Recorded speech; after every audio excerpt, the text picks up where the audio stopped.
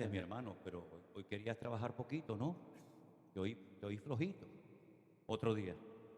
Hermanos queridos, para mí ahora es el momento más importante del culto, porque es el momento en el que ya nosotros no vamos a hablar, ni a pedir, ni a cantar. Es el momento en el que Dios va a hablar. Porque yo creo que cada vez que abrimos la palabra de Dios, Dios le habla a la iglesia. El problema no es que Dios hable o deje de hablar de una manera u otra. El problema es que muchas veces estamos tan distraídos y tan ocupados que no tenemos tiempo para oír la voz de Dios. Pero Dios sigue exactamente hablando hoy en día como hace 1000, 2000, 3000 años atrás. Él no ha cambiado. Somos nosotros los que hemos cambiado.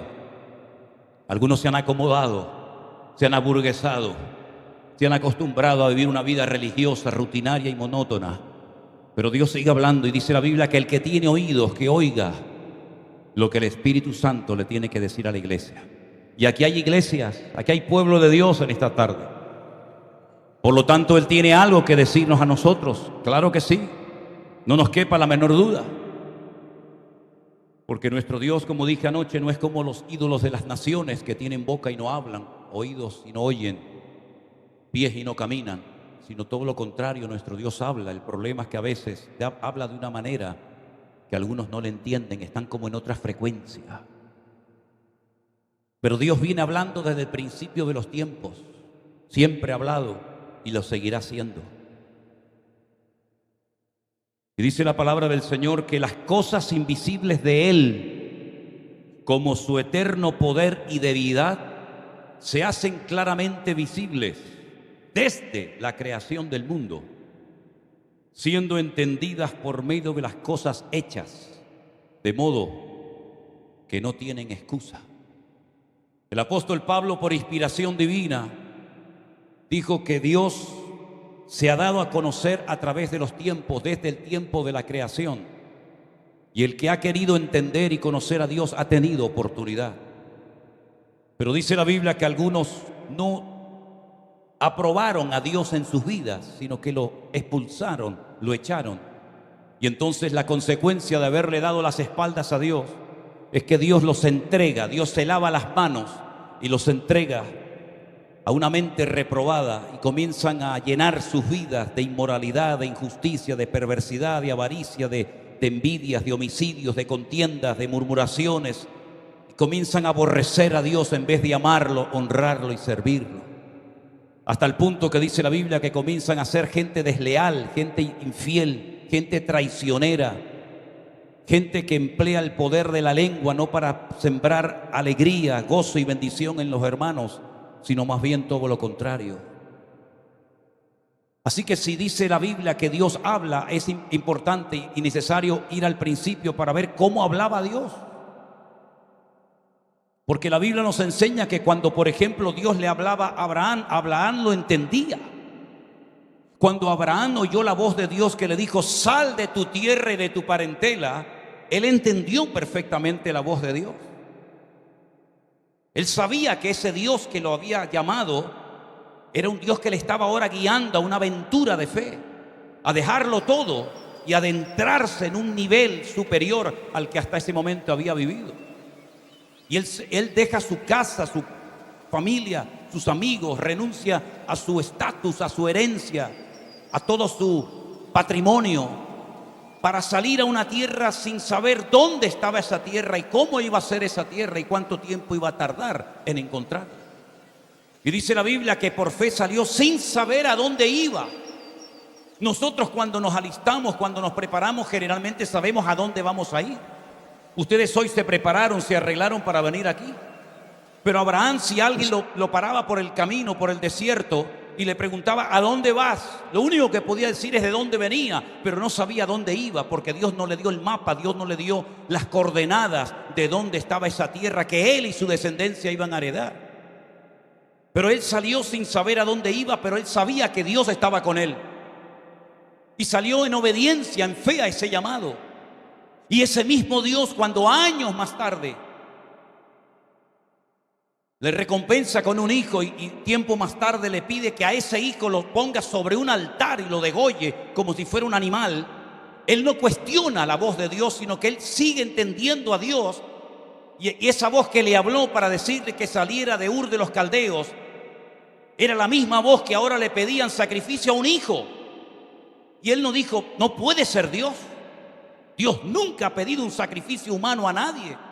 ¿Cómo Dios, que me ha dado el hijo de la promesa, ahora me lo pide en sacrificio? Él no pregunta, él no duda, él no cuestiona a Dios, sino que él entiende la voz de Dios. Porque Dios siempre ha hablado. El problema es que algunos no han querido oírle, o si le han oído, no han querido más bien obedecerle. Han hecho oídos sordos a la voz de Dios. Dice la Biblia que en el Nuevo Testamento, el día que el Señor Jesucristo era bautizado en las aguas del río Jordán por Juan el Bautista, el Padre Dios habló y dijo: este es mi Hijo amado, en el cual tengo complacencia. Y se oyó la voz audible de Dios, pero nadie la oyó, más que unos cuantos que estaban allí. Y en otra ocasión, cuando el Padre le vuelve a hablar, algunos dijeron: ha sido un ángel o ha sido un trueno. ¿Cómo se puede confundir la voz de Dios con la voz de un trueno? En otras palabras, hay que afinar el oído, y más en este tiempo final y difícil en el que estamos viviendo, para aprender a oír y a interpretar la voz de Dios. Porque estamos rodeados de sonidos permanentemente, desde que nos levantamos hasta que nos acostamos. Constantemente oímos sirenas, constantemente oímos ruido, voces, perros, gente. Pero también Dios sigue hablando en medio de estos tiempos a su iglesia. Y por eso 7 veces dice el Señor a cada una de las iglesias del Apocalipsis: el que tiene oídos para oír, oiga, oiga lo que el Espíritu Santo le está diciendo a la iglesia. Porque todavía Dios tiene mensaje para la iglesia de Getsemaní y para la iglesia de Ebenezer y para todas las congregaciones del mundo. Dios todavía tiene instrucciones, Dios todavía tiene palabra, Dios todavía tiene muchas cosas que decirnos. El problema es: ¿tienes tiempo para oír a Dios o estás demasiado ocupado, querido? Porque es tremendo cuando cristianos me decían en los tiempos de la pandemia: ahora voy a poder orar más que antes, ahora voy a poder escudriñar las Escrituras, porque no he tenido tiempo para Dios. Es terrible que un cristiano, un hijo de Dios, lavado, comprado, redimido por la sangre de Jesucristo, diga que no tiene tiempo para su Dios. Oiga, si usted no tiene tiempo para ir al gimnasio, no pasa nada. Si usted no tiene tiempo para dormir todo lo que quisiera, no pasa nada. Si usted no tiene tiempo para ver la televisión o estar tonteando en internet hablando con gente que no conoce de nada, no pasa nada. Pero que usted no tenga tiempo como cristiano para oír a su Dios es una tragedia. Porque para Dios siempre hay que tener tiempo, mi querido hermano. Él tiene que ser lo primero en nuestra vida. Y si no es lo primero en nuestra vida, es que estamos mal, queridos hermanos. Si comenzamos a leer la Biblia desde el principio como cualquier libro, aunque la Biblia no es cualquier libro, evidentemente, nos vamos a encontrar que la primera revelación de ese Dios desconocido, pero que habla y se quiere dar a conocer, es muy interesante en el libro del Génesis. Los libros del Antiguo Testamento, y digo Antiguo Testamento que es una expresión que yo suelo usar muy poco, casi nada, porque yo creo que es lo peor que podemos decir, en el sentido de que un testamento lo hace un señor que se va a morir, y para que no se peleen los herederos hace un testamento. Y Dios no hizo ningún testamento, porque Él no se va a morir nunca. En otras palabras, sería un pacto, ¿no? Pero un testamento, y después se arrepintió y hizo otro. ¿Qué quedamos? ¿Era este o era el otro? Así que en el antiguo pacto, Dios se da a conocer por primera vez en la historia con un nombre poco conocido, pero que hay que explicarlo, hay que entender por qué Dios utilizó ese nombre cuando comenzó a poner en orden la creación y comenzó a dar órdenes con su palabra para darse a conocer como creador. El primer versículo de la Biblia empieza diciendo: en el principio creó Dios los cielos y la tierra. Y fíjese qué incoherencia tan grande, lo mal que se tradujo el versículo 2, que dice que esa tierra que Dios creó estaba desordenada y al mismo tiempo vacía. Esto es una incongruencia, porque si yo entro en este salón y está totalmente vacío, no está ni desordenado ni ordenado, está vacío. Pero ahí aparecen dos palabras que no aparecen en el texto original en hebreo: desordenada y vacía. ¿En qué quedamos? ¿Está vacía? No está desordenada ni ordenada, pero es lo que aparece en nuestra Biblia. Pero el cura español llamado Casidoro de Reina, nacido en Sevilla, que fue perseguido por la Santa Inquisición en España y tuvo que huir a Alemania y posteriormente a Suiza, Él no interpretó ese texto como desordenada, sino dijo desadornada. La tierra estaba desadornada, no había adornos, no había sol, no había luna, no había plantas, no había pájaros, no había nada, no había adornos. Y Dios después, poquito a poco, lo fue poniendo a cada uno en su sitio. Pero es interesante notar que los libros en el Antiguo Testamento, en el Antiguo Pacto, reciben un nombre diferente a los nombres que tenemos nosotros en nuestras Biblias. Porque en nuestra Biblia nosotros llamamos al primer libro de la Biblia el Génesis, pero en hebreo se llama el libro de Bereshit porque es la primera palabra que aparece, que tiene 7 letras. Y yo me pegué 3 meses estudiando esa palabra, 3 meses estudiando una sola palabra de la Biblia, porque son palabras compuestas. Y dice en el texto original, Bereshit bara Elohim et hashamayim ve'et haaretz. Y el primer nombre que conocemos de Dios, si empezamos a leer la Biblia desde el principio, es un nombre que se pronuncia Elohim. ¿Y quién es ese Elohim? Porque ese nombre que Dios utiliza para crear, para darse a conocer como creador del universo, de todo lo que existe, es un nombre que se utiliza para otras cosas también en la Biblia. Por ejemplo, ¿cuántas veces hemos utilizado a la hora de hablarle a una persona acerca del tema de la idolatría? Éxodo capítulo 20. Éxodo capítulo 20 es un capítulo que, por lo menos en mi época, cuando testificábamos a gente con un trasfondo católico, para mostrarle que la idolatría es abominación ante los ojos de Dios, sacábamos los 10 mandamientos, pero no los del catecismo, que no tienen nada que ver con los de la Biblia. Porque los mandamientos del catecismo, y yo fui monaguillo y me crié en colegios de cura toda mi vida, tanto en Venezuela como en España, los primeros mandamientos no coinciden con los de la Biblia. Y cuando digo la Biblia me refiero a cualquier Biblia, la Nácar Colunga versión católica, la Reina Valera versión evangélica, todas las Biblias del mundo dicen lo mismo. Con el pequeño matiz o diferencia de que los católicos llaman a Dios Yahvé y nosotros le llamamos Jehová, pero dice exactamente lo mismo. No tendrás dioses ajenos delante de mí, dice el primer mandamiento. En hebreo dice, escuche bien esto, Lo yiyeh leja Elohim ajerin al panay. No te pondrás dioses delante de tu rostro, delante de tu cara. Pero acaban de oír otra vez el nombre Elohim. Pero no dice Génesis 1:1 que Elohim, Dios creó los cielos y la tierra. ¿Por qué en Éxodo capítulo 20 se emplea el mismo término, la misma palabra, para decir no tendrás dioses ajenos delante de mí? Es que realmente el nombre Elohim es un nombre masculino en número plural. El género es masculino, pero es tan plural porque en hebreo todo lo que termina en in, una pequeña letra llamada yod con mensofit, siempre es plural masculino. Nosotros para convertir una palabra en castellano o en español en singular simplemente le añadimos una S. Usted tiene una casa, sí, pero tiene varias, póngale una S al final, ya tiene casas. Usted tiene un carro, póngale una S al final, ya tiene carros. Usted tiene un libro, sí, pero tiene varios libros, entonces póngale una S, y ya pasó del género de singular a plural. Ahora tengo libros.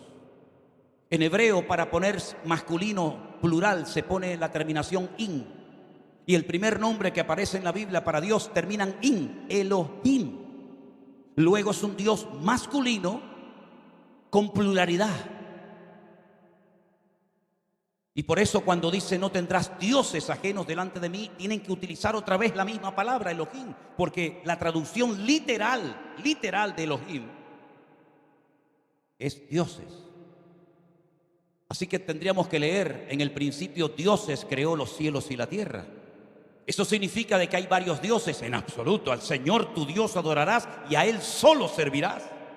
No somos como los romanos, como los griegos politeístas que tenían un montón de dioses, el Dios de la guerra, el Dios del amor, el Dios del vino, el Dios de esto, el Dios de aquello. Tenemos un solo Dios, pero ese Dios, cuando se da a conocer y oímos su voz por primera vez en la obra creadora de los primeros 2 capítulos de la Biblia, encontramos que ese Dios es un Dios plural. Y nosotros sabemos lo que significa ser un Dios plural, que se manifiesta como Padre, como Hijo o como Espíritu Santo. Y no hay ningún dilema en ese tema.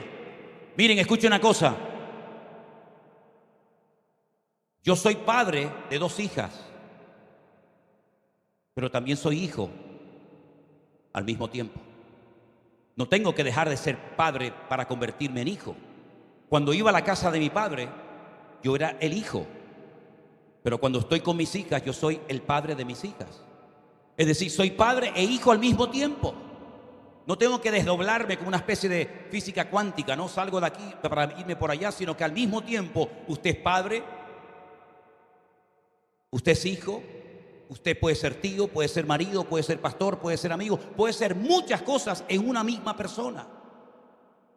Y en el Antiguo Testamento, en los primeros libros, encontramos que ese Dios plural es el que pone en orden la creación y comienza a manifestarse como un Dios creador. No pide nada, no hay ninguna orden, no hay ningún mandamiento, no hay ninguna exigencia, sino que Él se está dando a conocer como un Dios capaz de crear de la nada todo cuanto existe. Todo lo que vemos no es producto de la casualidad ni de una evolución, de un proceso evolutivo, porque de la nada no sale nada. Todo lo que vemos es producto del poder y de la intervención de nuestro Dios como creador y como diseñador del universo. El reloj que usted lleva sería un disparate de que usted dijera que ese reloj se creó solo, que se encontraron por ahí una serie de piezas y se juntaron, se pusieron de acuerdo y salió ese diseño de ese reloj. Todo lo que vemos hoy en día tiene forma, tiene diseño y tiene un propósito y tiene un objetivo que realizar. Este púlpito no se creó solo, alguien lo diseñó, alguien le dio esta medida, esta altura, esta anchura, esta profundidad. Todo lo que vemos en nuestra vida y tenemos, todo tiene un diseño y todo tiene un principio y un fin. Pero nuestro Dios fue el que le dio forma y diseño a todo lo que vemos y puso todo en su sitio. Y esa fue la primera manifestación, lo primero que vemos de Dios en la historia bíblica es que Él es capaz de crear estrellas con el poder de su palabra. Y es capaz de decir, sea la luz, y fue la luz. Aunque no creó el sol hasta el cuarto día. Pero el primer día ya había luz. ¿Qué luz era? Es difícil entender esto, ¿verdad? Porque si dijo sea la luz el primer día y el cuarto día fue cuando hizo el sol, ¿de dónde salía la luz entonces? Pero es interesante ver cómo Dios fue poniendo todo en su sitio. Pero ese Dios que creó todo con el poder de su palabra, salvo al hombre. Porque la primera vez que Dios se agacha y se mancha sus manos es para tomar Adamá. Adamá es un tipo de tierra de la cual extrajo un Adán. En hebreo hay dos palabras para definir la tierra, Haaretz y Adamá. Haaretz es la tierra en general, de cualquier parte. Pero cuando Dios tomó Adamá, que es una tierra con unas características propias, lo que salió de esa tierra fue un Adamá. Y Dios no creó al hombre con el poder de su palabra, sino lo creó con sus manos y le dio forma y sopló en él aliento de vida y fue el hombre un ser viviente. Y dice la palabra de Dios que ese hombre precioso, ese hombre con comunión con Dios, con alma, con espíritu, con cuerpo, se sentía solo. Incluso el mismo Creador dijo, no es bueno que el hombre esté solo. Y el texto hebreo dice que Dios lo cortó. Por la espalda le hizo un corte. Y extrajo de él a su compañera, que en hebreo no dice que creó una compañera idónea, sino una opositora idónea. ¿Entiende ahora, hermano? ¿Entiende ahora? Compañera idónea, ya. Una competidora que te va a alegrar los días. Eso es lo que dice la Escritura. Es interesante, ¿verdad? Y para que no se asustara Adán de lo que Dios iba a hacer, dije, quédate dormido, ya te despertaré. Adán habrá dicho, ojalá me hubiera quedado más tiempo dormido, ¿no? Pero bueno. Pero Juan, el apóstol Juan, siglos, mucho tiempo más tarde, dice que esa palabra que Dios hablaba, y esto es algo que nos golpea la mente de una forma tremenda porque nunca lo hemos visto. Esa palabra que Dios pronunciaba y que se materializaba en cosas, esa palabra toma forma humana y se encarna y dice que su palabra o el verbo se hizo carne y habitó entre nosotros y vimos su gloria como del unigénito del Padre. Tremendo, una palabra hecha carne, increíble, en la figura del Señor Jesucristo. Y por eso cuando Cristo hablaba, las cosas cambiaban porque el poder de Dios está en su palabra. Y por eso dice, id por todo el mundo y predicar el evangelio, la palabra de Dios, porque la gente no se va a convertir si no escuchan, si no se exponen ante la espada del Espíritu que penetra, ¿verdad? Y saca a la luz todo lo oculto y todo lo que no agrada y honra al Señor. Pero antes de que esa palabra se humanara y se encarnara en Cristo y nos hablara a través del Hijo, el Señor saca a un pueblo llamado Israel y lo lleva 50 días después de la salida milagrosa de Egipto y lo obtiene debajo de una montaña llamado el monte Sinaí. Y allí Moisés sube y por primera vez en la historia,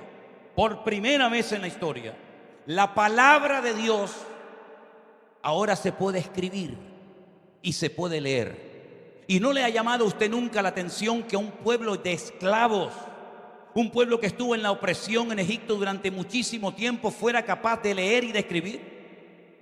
Es interesante notar que en Israel nunca ha existido gente analfabeta. Siempre todos han sabido leer y escribir. Por eso el regalo que Dios le hace a su pueblo, 50 días después de que salen de la presión de Egipto, les regaló un libro que lo conocemos como el Pentateuco o el Jumás o la ley de Moisés. Los primeros 5 libros de la Biblia: Génesis, Éxodo, Levítico, Números y Deuteronomio. Ahora esa palabra no solamente la podemos oír de los labios de Dios, sino que ahora la tenemos en nuestro propio idioma y podemos conocer la palabra, y esa palabra nos habla y nos ministra y nos calienta el alma y nos inspira. ¿Con qué limpiará el joven su camino? Con guardar tu palabra. Y lámpara es a mis pies tu palabra y lumbrera mi camino. Y esa palabra la tenemos en nuestros propios idiomas, hermanos. Y quiero decirle que cada vez que usted abra su Biblia, detrás de esta Biblia hay mucha sangre y muchas vidas que tuvieron que ser sacrificadas para que esta Biblia, en nuestro idioma, nos llegara a nuestras manos.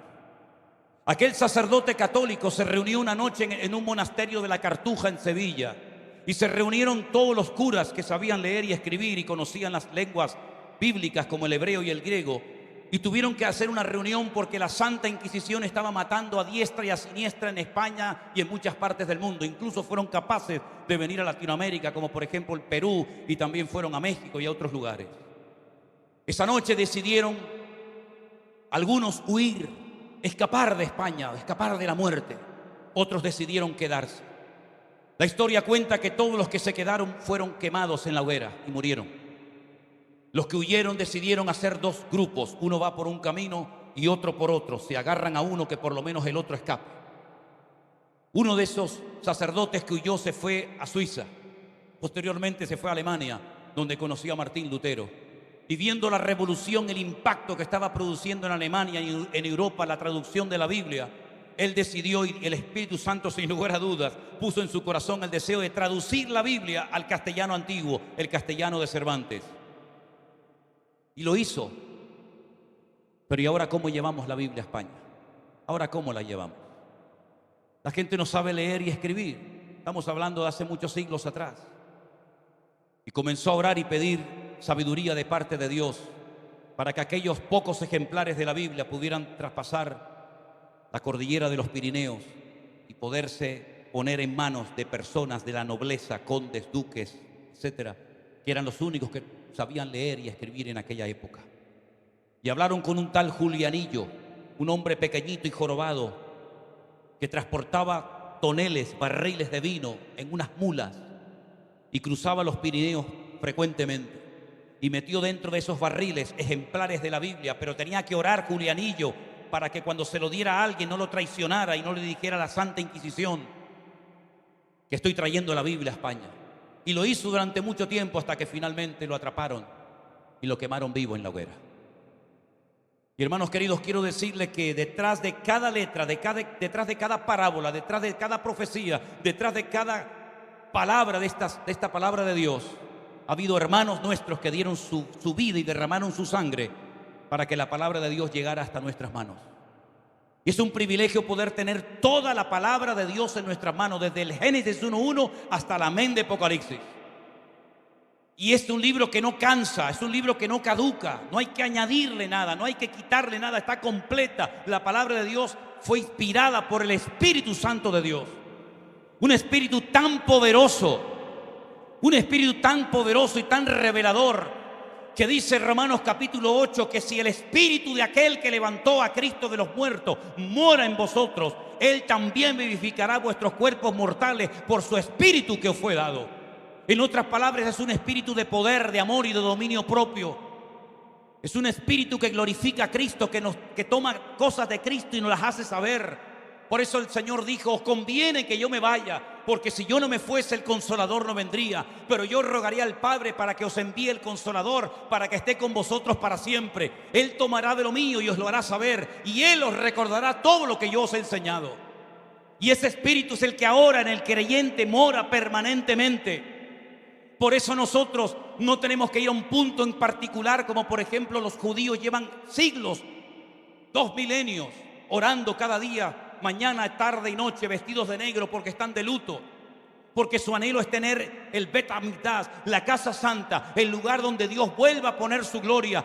Pero el apóstol Pablo dijo, inspirado por ese espíritu: no quiero que ignoréis que ahora vuestros cuerpos son el templo del Espíritu Santo de Dios, el cual mora en vosotros. Así que usted puede sentirse acompañado aunque esté enfermo, aunque esté debajo de la tierra, en un túnel, donde sea. Usted puede saber que el Señor está conmigo porque su espíritu me acompaña 24 horas al día. Y ese espíritu se manifiesta en dones, en ministerios, en fruto, y estará con nosotros siempre. Ahora bien, no siempre los hombres que después comenzaron a escribir otros pasajes bíblicos, inspirados por el mismo Espíritu, recibieron todos a la vez la misma revelación, sino que después del tiempo de la creación, donde Dios dio a conocer su poder creador, después de la ley que recibieron en el desierto, vinieron los profetas, los hombres que tenían contacto y línea directa con el Creador. Los hombres que eran la voz de Dios en el tiempo en el que les tocó vivir. De ahí podíamos hablar de Daniel, de Ezequiel, de Jeremías, de Habacuc, de Sofonías, de Zacarías, de tantos y tantos hombres que progresivamente Dios les fue revelando todo el plan y todo el diseño hasta llegar al final de los tiempos.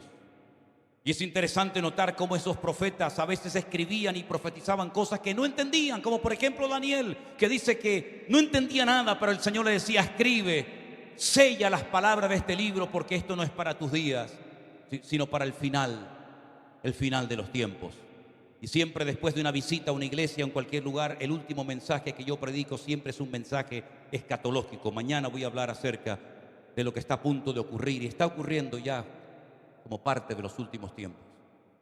Y es interesante notar cómo ese Espíritu Santo fue inspirando y diciéndole a uno cómo se iba a llamar el Mesías: Emmanuel, el que nacerá de una virgen. Y a otro le dijo cómo moriría, crucificado entre malhechores.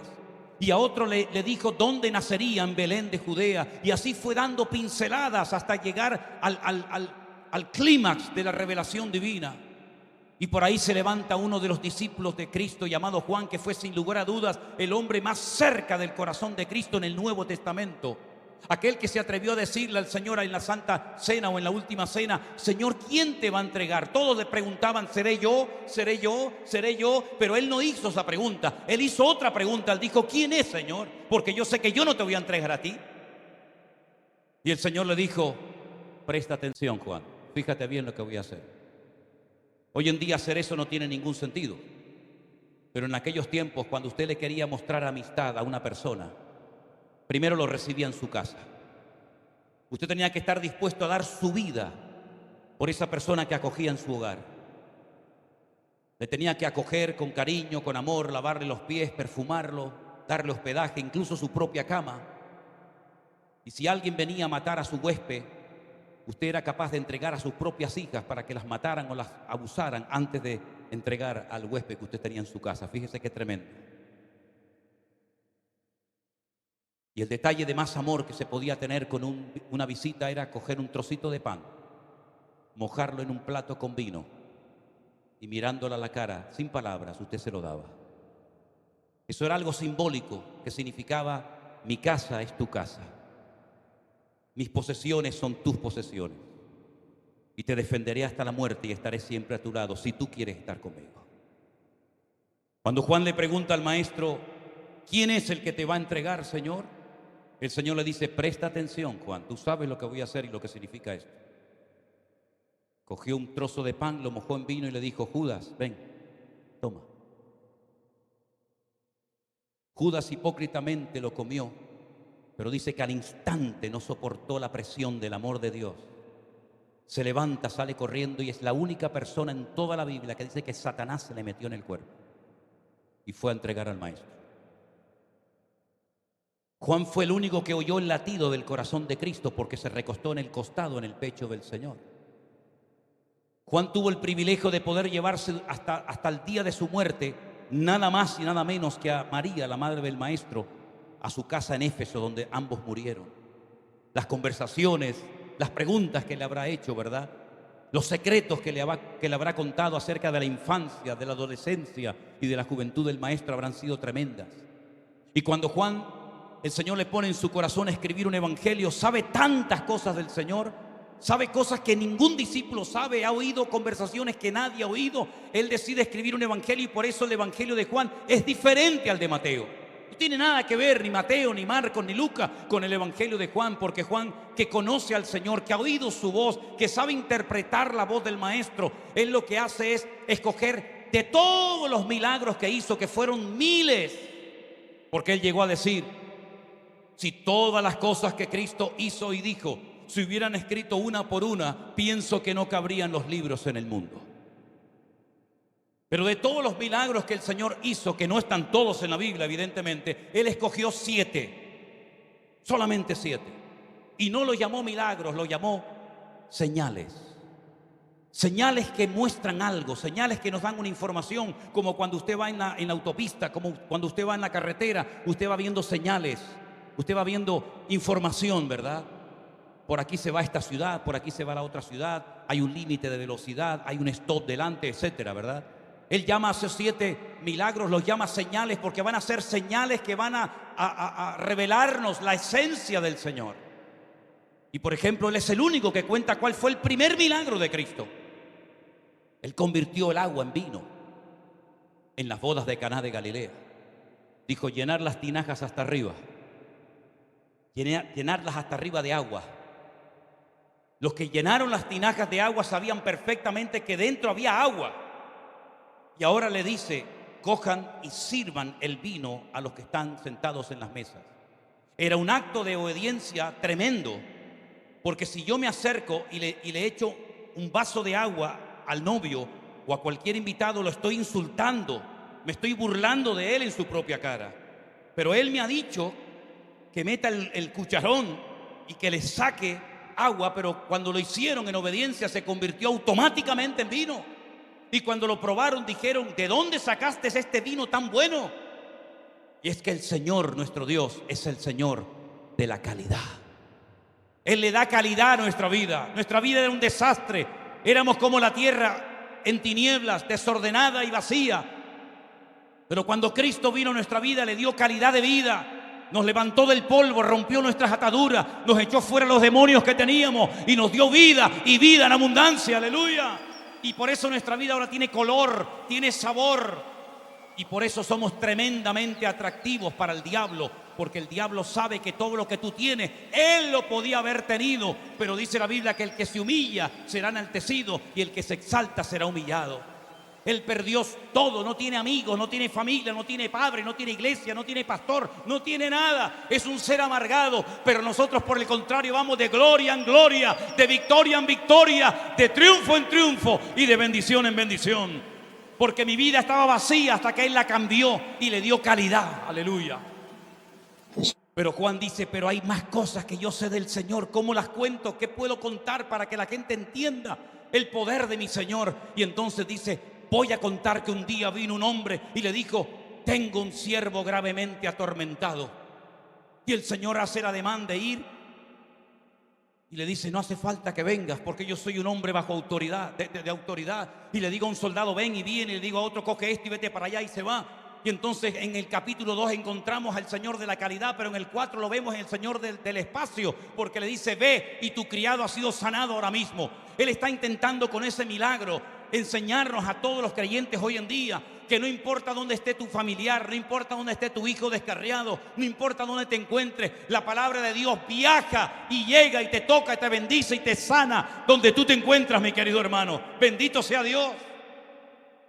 Y algún creyente aquí presente puede decir, bueno, yo sé que puedo orar por un hermano en la China, que puedo orar por una persona que no está aquí presente, pero ¿y si lleva mucho tiempo esclavo de la droga?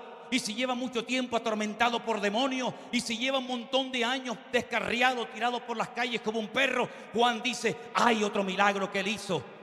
Y vamos al capítulo 5 y lo encontramos en el estanque de Betesda, donde la gente esperaba algo que nunca pasó. Esperaban la visita de un ángel que dice que de vez en cuando descendía y movía el agua y el primero que se metía era sanado. Nunca se sanó a nadie en Betesda. Era una leyenda popular que se había corrido de padres a hijos, de generación en generación. ¿Por qué no iban al templo a ser sanados? Porque en el templo había inmoralidad, en el templo había corrupción, en el templo había relajo, en el templo ya no estaba la gloria del Señor. El Señor dijo, me habéis convertido mi casa de oración en una cueva de ladrones. Y la gente prefería irse a un estanque de aguas putrefactas, donde no pasaba nada, esperando que un ángel viniera, hasta que un día apareció el maestro y le dice a uno, ¿cuánto tiempo llevas ahí tirado, querido? Y le dice, llevo 38 años aquí. Muchos años, 38 años esperando algo que nunca vas a recibir. La Biblia dice que lo que uno espera, si no viene y lo recibe, se convierte en un tormento al corazón. Una esperanza muy sincera, pero equivocada completamente. Una creencia errónea. Levántate, toma tu lecho y anda. Y el Señor, lo que no hicieron 38 años de larga espera, lo cambió en décimas de segundo. Y ahora es el Señor de la calidad, el Señor del espacio y el Señor del tiempo. Aleluya. Porque para Dios no hay tiempo. Él tiene todo el poder en el cielo, en la tierra y aún debajo de la tierra. Bendito sea Dios. Pero ¿y cuando tengo necesidades, pastor? Cuando no puedo llegar a fin de mes y pagar mis deudas. Le dicen los discípulos, Señor, hay una multitud hambrienta, dile que se vayan. Dice, no, aquí no se va nadie. No solamente no se van a ir, sino que ustedes le van a dar ahora de comer. Y eso es lo que nos está diciendo el Señor a los ministros del Evangelio hoy en día. Denle de comer a las multitudes. Denles de comer. Saben tanta Biblia, se han preparado tanta escuela bíblica, tienen tanta gente, tienen tantas cosas. Dale de comer a la gente. Darles palabra a la gente, porque lo que va a cambiar el mundo no es ni tran, ni trun, ni trin. Lo que va a cambiar el mundo es el poder de Dios y la predicación de la palabra. Eso es lo que va a cambiar la gente. Dadles vosotros de comer, señores, que no tenemos nada, no tenemos recursos. Bendito sea Dios. Cuando no tienes nada es cuando lo tienes todo. Cuando no tienes nada es cuando te haces dependiente. Cuando no tienes nada tienes que orar más. Y cuando no tienes nada te bajo los humos. Te quito las plumas del pavo real que llevas encima. Y te tienes que tirar a tierra y decir, Señor, no tengo nada. Y el Señor dice, ahí te quería llover, amigo. Pero el Señor coge los panes y los peces, poquitos, pero con la bendición de Dios, lo poco llega y sobra. Y ahí vemos al Señor de la cantidad que de lo poco hace mucho con la bendición del Señor. Y en el mismo capítulo 6 lo vemos caminando por encima de las aguas. El Señor que domina la creación, porque en el capítulo 1 de Génesis Él la creó y Él la domina. Pero en el capítulo 9 nos encontramos con una tragedia terrible. Los discípulos, como los judíos eran y siguen siendo muy supersticiosos, y ven demonios por todos los lados e interpretan incorrectamente muchos aspectos y circunstancias de la vida. Se encuentran con un hombre que tiene las cuencas de los ojos vacías, no tiene globo ocular, y le dicen, Señor, qué Dios mío, qué tremendo, qué pecado terrible tuvieron que cometer sus padres para tener un hijo así. O incluso él, qué pecado tremendo cometió para no tener ni el globo ocular, lo tiene vacío. Y el Señor dijo, no se confundan, queridos, esto no va así.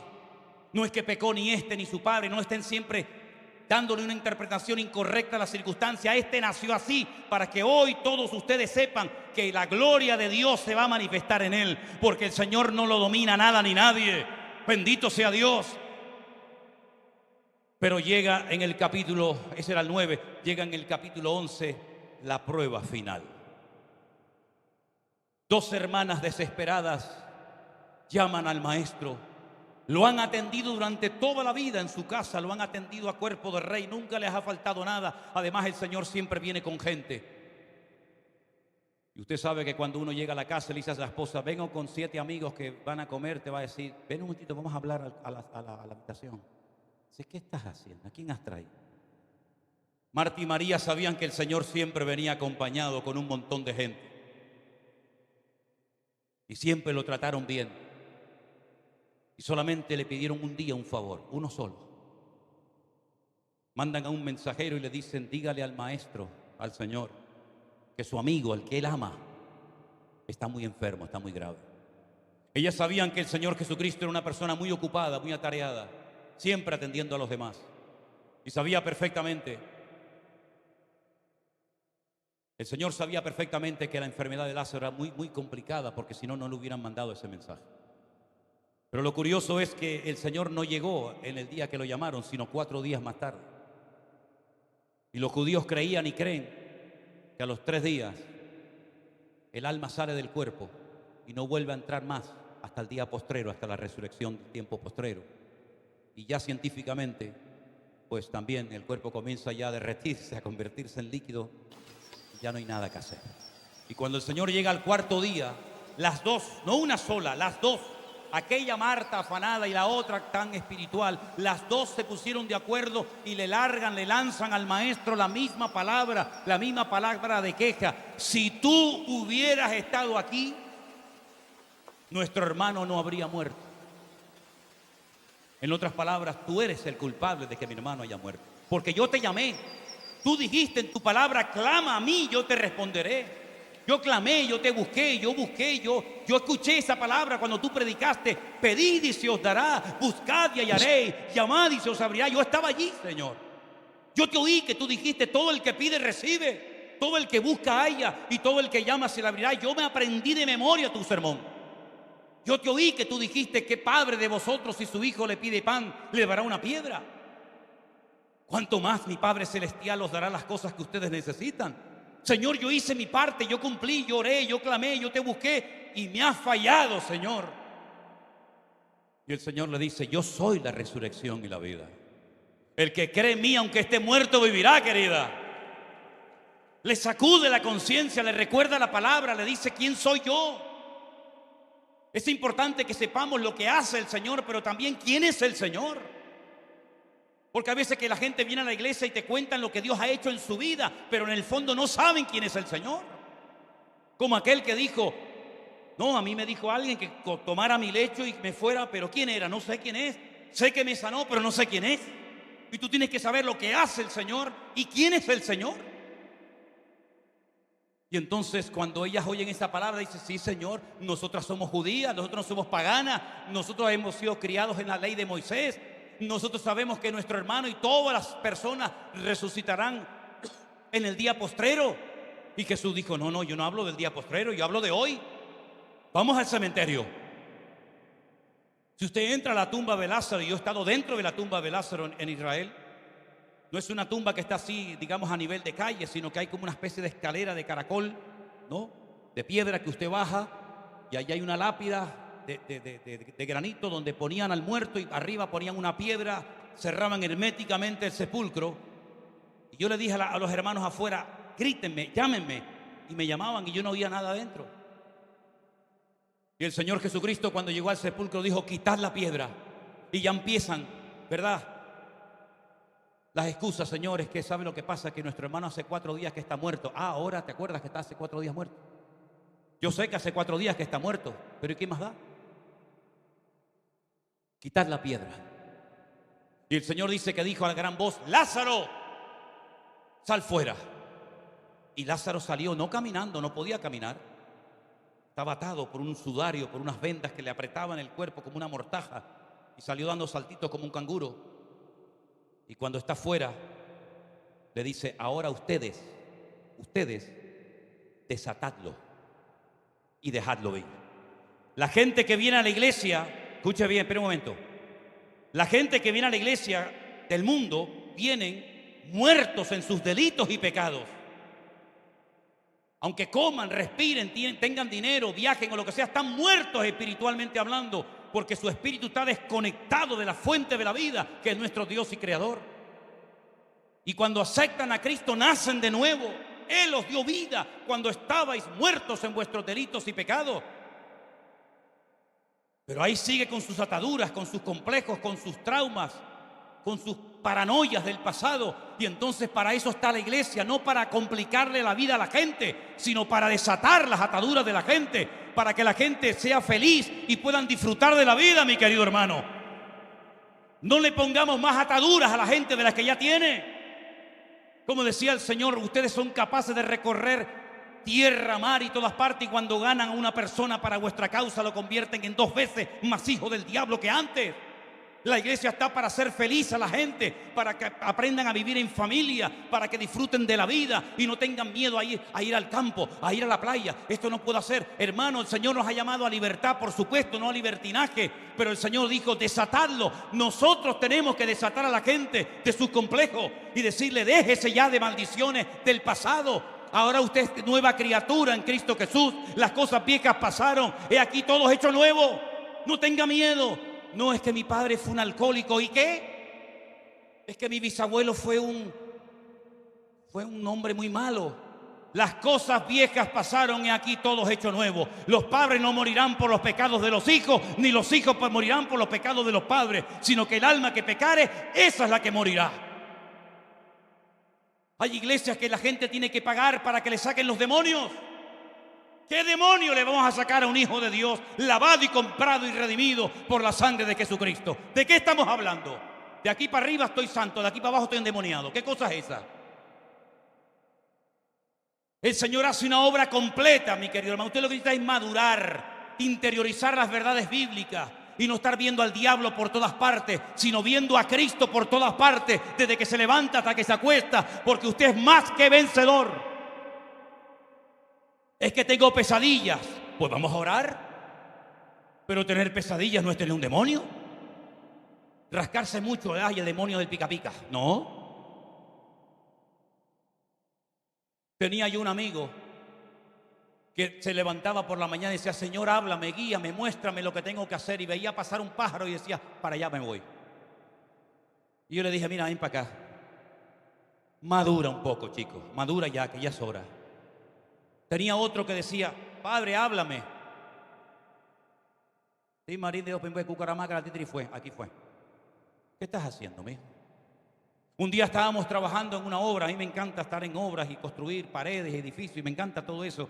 Y estaba yo un día solo en una de las iglesias que tenemos en Canarias, trabajando en un andamio bien en alto, y de repente viene por atrás un hermano y me dice, hola, buenos días, hermano. Digo, hombre, buenas tardes, ¿no? Y le digo, ¿qué haces por aquí? Dice, es que el Señor me dijo que viniera a ayudarte. Digo, ah, qué bueno. Oye, una pregunta, ¿y cómo te lo dijo? ¿Cómo me dijo que digo? Tú me acabas de decir que el Señor te dijo que vinieras a ayudarme. Mi pregunta es, ¿cómo te lo dijo? Dice, bueno, yo me levanté por la mañana, metí la mano en el bolsillo, saqué una moneda y dije, cara, le voy a ayudar, cruz, no le voy a ayudar. Digo, ¿tú qué edad tienes, hermano? No, 40 y pico días. ¿A ti no te da vergüenza? Y el día que no tengas monedas en el bolsillo no ayudas ni a tu padre, no ayudas a nadie. ¿Qué cosa es esa? Es tiempo de madurar, hermanos. En paz me acostaré, asimismo dormiré, porque solo tú, Señor, me haces vivir confiado. Aunque un ejército acampe contra mí, no temerá mi corazón, porque Él es mi luz y mi salvación. ¿De dónde vendrá mi socorro? Mi socorro viene del Señor, el que hizo los cielos y la tierra. En otras palabras, mi querido hermano, somos libres, libres en el nombre de Jesús. La obra de Cristo es completa. Viva en paz, hermano. Vea al Señor por todas partes. Disfrute de sus hijos, de los nietos, de su mujer, de su marido. Disfruten de la vida, mis queridos hermanos. No estén todo el día asustados, todo el día viendo al diablo por todas partes, todo el día quejándose. No, cuando usted conoce la voz de Dios, cuando usted tiene comunión con el Señor, usted dice, qué privilegio tan grande haberte conocido en mi vida, Señor. El Señor habló en la creación, el Señor habló a través de los profetas, el Señor habló a través de las leyes del Antiguo Testamento. Pero miren lo que dice este versículo y termino. Dios, habiendo hablado muchas veces y de muchas maneras en otro tiempo a los padres por los profetas, escuche bien, en estos postreros días nos ha hablado por el Hijo, a quien constituyó heredero de todo y por quien asimismo hizo el universo. Él es el resplandor de su gloria, Él es la imagen misma de su sustancia.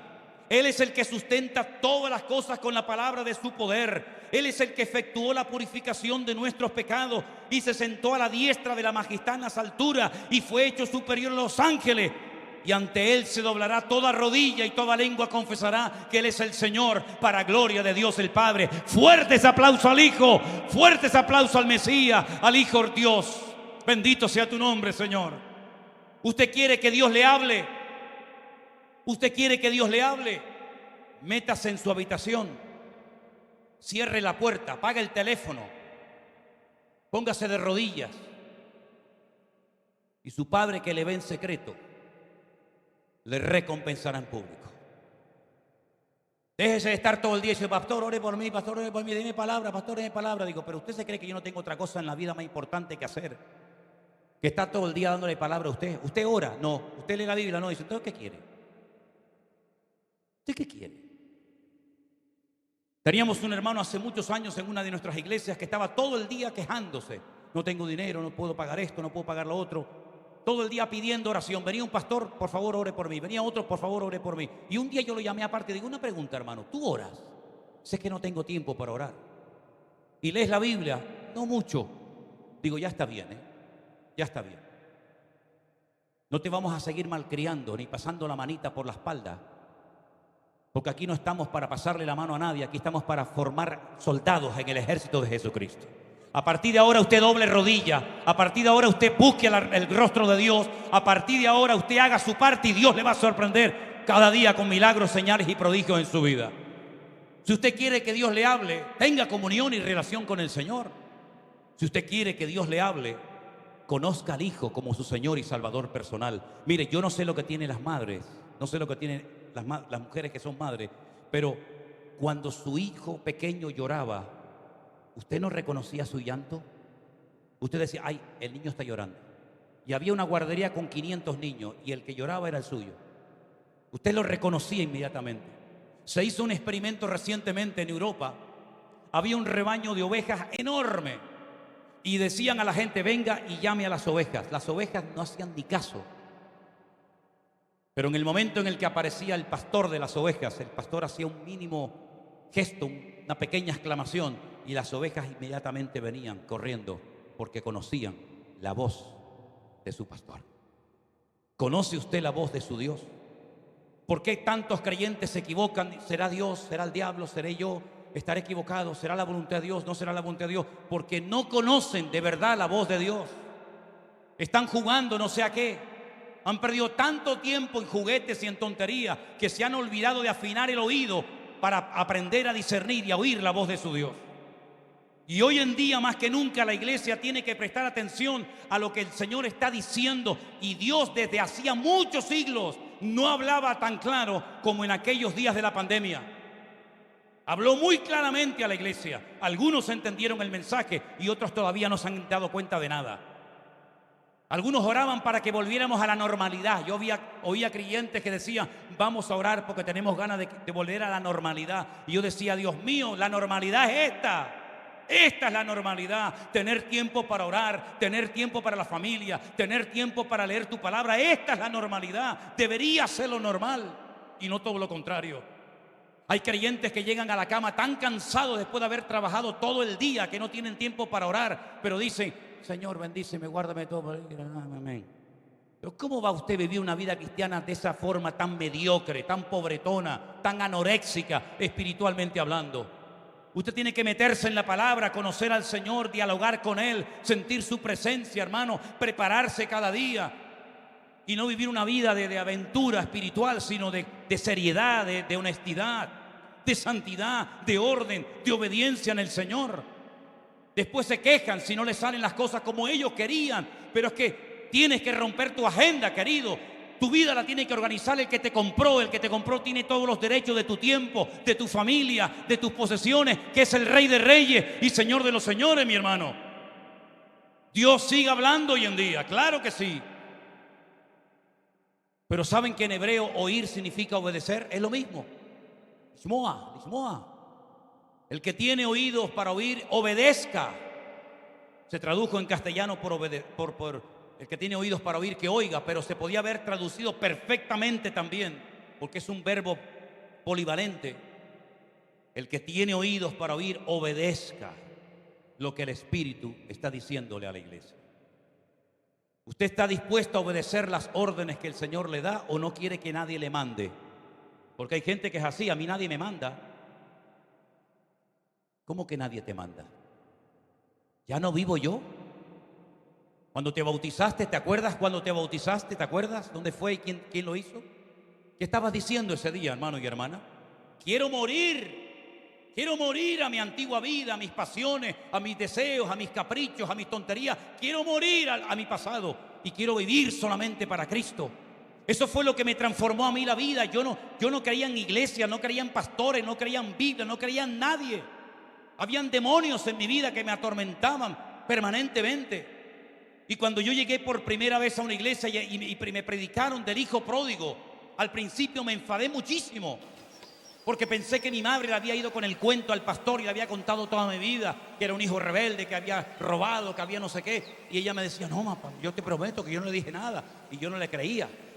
Y después me di cuenta de que era el Señor el que me estaba hablando ese día. Cuando yo ese día entendí que alguien en el universo se había humanado, se había encarnado y había venido a este mundo y había llevado el peso de mi pecado, de mi culpabilidad, de la basura que llevaba por dentro, y se lo había llevado a una cruz y había muerto en mi lugar en una cruz y lo habían metido en una cueva, en un sepulcro durante 72 horas. Aparentemente se había terminado todo, ya no hay milagros, ya no hay sanidades, ya no hay liberaciones, ya no hay nada, ahí te quedas. Pero que al tercer día le salió, perdonen, el tiro por la culata al diablo, porque la piedra no pudo detenerlo, sino que él resucitó victoriosamente por la eternidad. Cuando yo entendí aquello, cuando yo fui capaz de entender que alguien había ocupado mi lugar, que había muerto en una cruz y que había resucitado al tercer día, yo me dije a mí mismo, ya sé a lo que me voy a dedicar hasta el día que me muera. Le voy a contar a todo el mundo esto que ha sucedido, porque esto es lo más grande que un ser humano puede hacer en esta vida, y es servir al Señor. Mi padre me decía, pero Manolo, ¿y de qué vas a vivir? La obra en España es muy pequeña, las iglesias apenas crecían en aquellos años, había muy poca obra. ¿De qué vas a vivir? Saca una carrera, haz unos estudios, aprende un oficio primero. Me metían una cosa, me metían otra, porque si te fallas, me decía él, si te falla la obra, por lo menos podrás vivir de tu profesión. Y yo le decía, papá, ¿cómo me va a fallar el Señor? Dios no me va a fallar. Un empleado puede perder su trabajo, un empresario puede perder su empresa, pero yo nunca perderé mi trabajo, porque la mies es mucha y los obreros son pocos. Y llevo más de 40 años sirviendo al Señor y prácticamente nunca o casi nunca le pido al Señor cosas materiales, pero el Señor no para de sorprendernos. Mira, hemos comprado por fe una finca en Alicante, en España, porque el sueño que yo tuve durante años era poder tener un lugar para hacer campamentos, retiros, para que pastores con pocos recursos puedan irse con sus esposas y su familia a desconectarse y a descansar un poco, renovarse espiritualmente. Y el Señor nos ha concedido ese lugar hermoso. Pero era una finca que hacía más de 4 años y medio que estaba totalmente abandonada. Había que pintar, había que arreglar muchísimas cosas. Y yo le dije, Señor, si tú nos das ese lugar, yo sé que tú cuando empiezas una obra la terminas. Raro es el día, créame, raro es el día que no llama a alguien, que no nos escribe a alguien, o para ir a ayudar allí a trabajar, o con una ofrenda para poder comprar cemento, arena. Hoy tuve que dar 3.300 euros a uno de nuestros pastores para comprar 14 colchones, camas, almohadas y montones de cosas.